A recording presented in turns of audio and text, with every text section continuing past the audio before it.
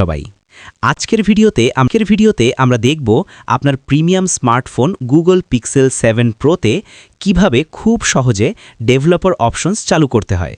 Technical অনেক কাজের জন্য এই অপশনটি আমাদের প্রায়ই প্রয়োজন হয়। তো চলুন দেরি না করে মূল প্রসেসটি দেখে নিই। সবার আগে আপনার ফোনের লকটি আনলক করে সরাসরি চলে যান সেটিংস অ্যাপে। সেটিংস মেনুতে ঢোকার পর একদম নিচের দিকে স্ক্রল করে চলে আসুন। এখানে আপনি একটি অপশন দেখতে পাবেন যার নাম অ্যাবাউট ফোন। ঠিক এই অপশনটিতে একবার ট্যাপ করুন। এবার অ্যাবাউট ফোন পেজটির একদম শেষ মাথায় চলে যান। এখানে ছোট করে লেখা দেখতে পাবেন বিল্ড নাম্বার।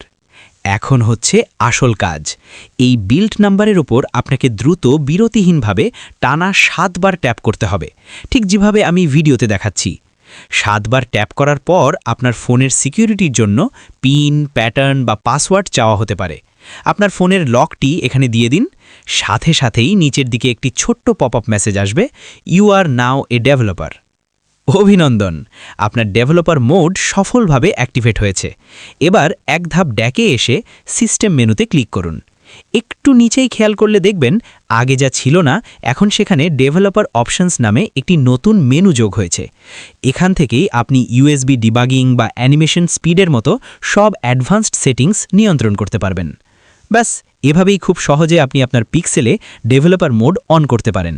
ভিডিওটি যদি আপনার একটুও উপকারে আসে তবে একটি লাইক দিতে ভুলবেন না।